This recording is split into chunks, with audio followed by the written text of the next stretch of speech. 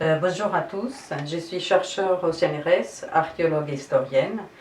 Je fais partie de l'équipe du professeur Thomas Romer et sur son invitation, je voudrais aujourd'hui vous parler de la maladie au Proche-Orient ancien.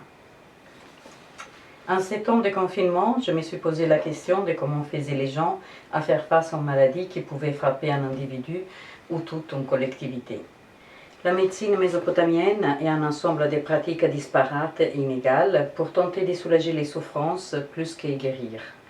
Tous les remèdes pratiques et magiques étaient utilisés.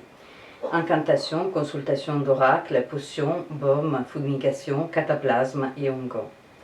Dans cette indistinction entre scientifique et magique, on comprend bien comment les causes de la maladie puissent être vues comme dérivées d'un dieu. De nombreuses maladies sont ainsi désignées par l'expression « la main de tel Dieu », qui punit ainsi l'être humain d'une quelconque faute commise même à son insu. Deux sont les sources pour comprendre la maladie au Proche-Orient ancien, la paléopathologie et les sources écrites. Les recherches paléopathologiques relatives au Proche-Orient ancien sont peu nombreuses et fragmentaires. Nos connaissances sont donc très variables d'une région à l'autre et d'une époque à l'autre. Et seulement aux époques romaines et byzantines, les données sont en nombre suffisant pour permettre d'esquisser un tableau de la pathocénose. Les affections traumatiques, comme les fractures et contusions, reflètent assez fidèlement la réalité humaine du passé. Beaucoup d'accidents et beaucoup de violences interhumaines. Par exemple, les femmes ont la fracture dite des défenses. C'est la fracture de l'avant-bras qui arrive à l'occasion du geste réflexe destiné à se protéger d'un coup porté à la tête ou au thorax. Comme aujourd'hui, les affections dégénératives sont aussi présentes dans le passé.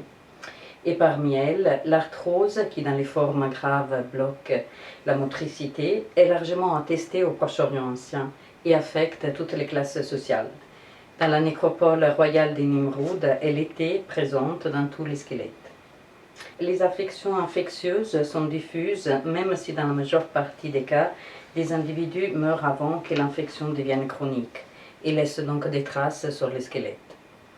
On connaît, pour le Proche-Orient ancien, les infections à germes banales, comme les otites et les méningites, à germes spécifiques, surtout lèpre et tuberculose, à parasites, comme les paludismes, et enfin les infections bucco-dentaires. Ces dernières sont très intéressantes pour connaître les conditions hygiéniques et alimentaires du passé. La dentition était en bien mauvais état dans la plupart des squelettes. Cela était dû à une alimentation très abrasive, des farines mal broyées par exemple, provoquant l'usure des dents et des micro-lésions de l'émail qui ouvraient grande la porte aux caries et aux abcès. Les affections carentielles concernent essentiellement les manques de vitamines C et D, donc scorbut et rachitisme, qui viennent surtout de la pratique des abrités du soleil plus que de la malnutrition, et pour les femmes, d'un allaitement prolongé. Les infections congénitales, la spina bifida, la syphose par exemple, sont moins intéressantes du point de vue médical que social. Ces changements anatomiques permettent de suggérer des liens familiaux à l'intérieur d'un groupe de sépultures. Enfin, les affections néoplasiques sur les os analysés sont assez rares, car tumeurs bénignes, cancers et métastases n'affectent que rarement les tissus osseux. La paléopathologie proche-orientale n'a étudié que les ossements et donc seules les maladies qui laissent des traces sur eux. Mais les textes fournissent d'autres renseignements et aident ainsi à compléter les tableaux des maladies.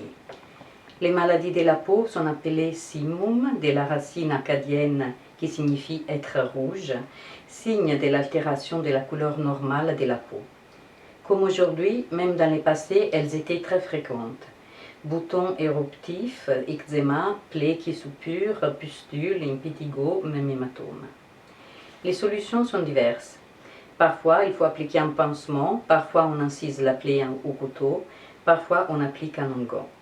Mais dans certains cas, l'éruption sur l'épiderme est juste le signe d'une maladie plus grave, d'origine bactérienne, type anthrax ou virale, du type herpès, rubéole, rougeole, varicelle, certaines pouvant être fatales à l'âge adulte.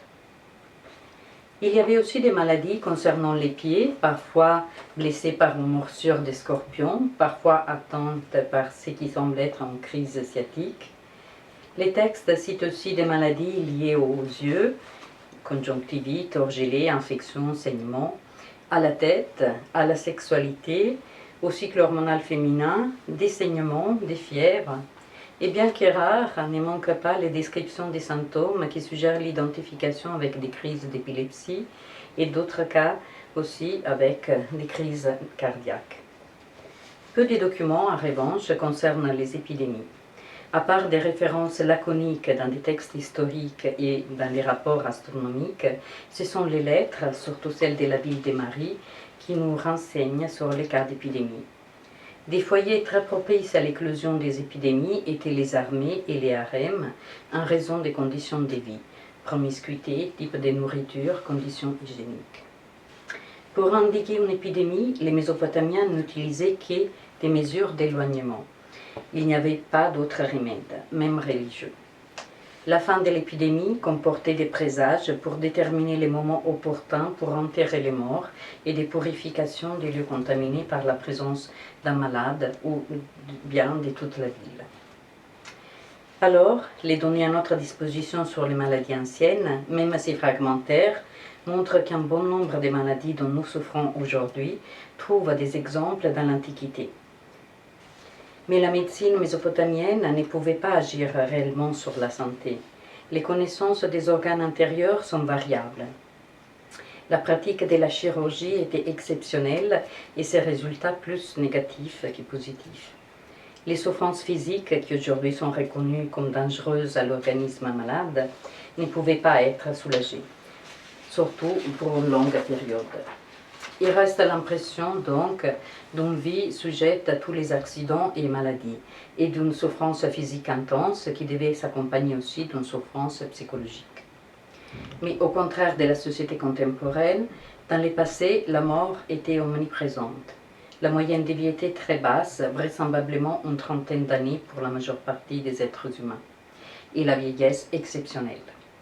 Alors, nous avons de la chance malgré les Covid-19 et les confinements.